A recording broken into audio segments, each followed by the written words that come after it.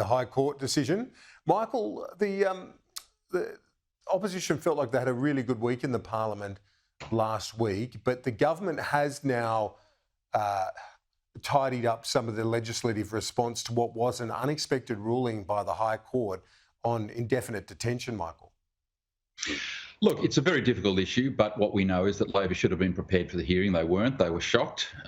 They were, feet in the mud, caught with their pants down, not expecting this result because the legal advice they got said it wouldn't be this result. Well, sometimes legal advice is wrong, as we know. In every contested hearing, one side's got the legal advice wrong. So, of course, they should have been prepared.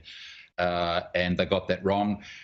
Yes, amendments have gone through with the help of Peter Dutton and KG. To see the Deputy Prime Minister and the delegation go around to the opposition and say, please help us, reinforces in everyone's mind that Labor are not the party for these types of issues. If you're concerned about national security, illegal immigration, people making refugee claims which might be false, Labor is not the natural party for those issues, and the real damage to Labor has been in people seeing that they were completely out of their depth on this issue and had to go and seek help from Peter Dutton and James Paterson, and that's exactly what happened in this situation, and it hasn't done Labor any good, mate. Stephen, it was certainly the opposition leader's comfort zone. It's his comfort zone, isn't it, in terms of his political and policy If you don't mind him response. talking out of both sides of his mouth. I mean, again, today it's been revealed, of the 93 people involved in this case, the Liberal Party, the former government, had released 5 of them into the community already. 5 of the 93 who are in this case, Peter Dutton actually released.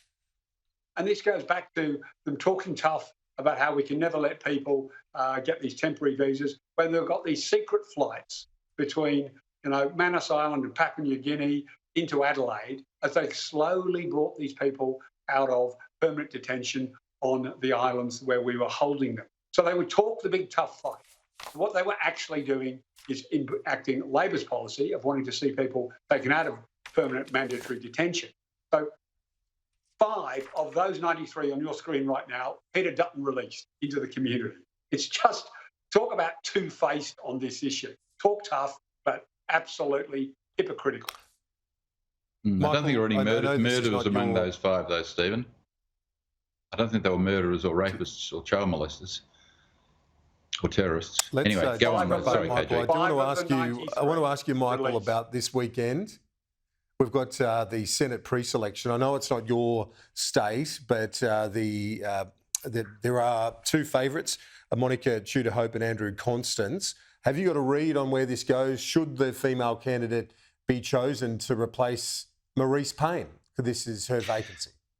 Well, I've got a lot of friends in the New South Wales division, mate, and whatever you say about another state's pre-selection will get you into extraordinary trouble.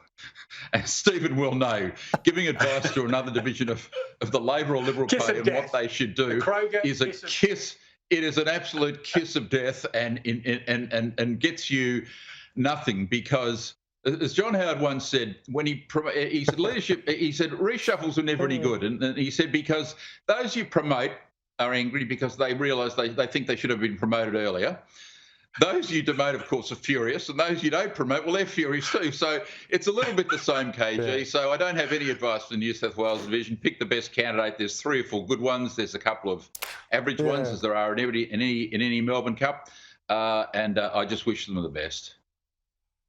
I love it. Beautifully handled. Delicately handled. My advice, Kieran, is, why would you go with a tired, old, failed Liberal state minister who's got a sense of entitlement that it belongs to him, when you can actually choose a face for the future? I mean, if the Liberal Party wants to break down some of the stereotypes about it, there's got to be a better choice. And I'm not necessarily endorsing, I've never met or don't know the female candidate you mentioned before, but there's got to be a better choice than just a tired, old, entitled, failed state politician. I love it. I love it. So we've got you right between the eyes, a very blunt message, and Michael. KG, I can say down here.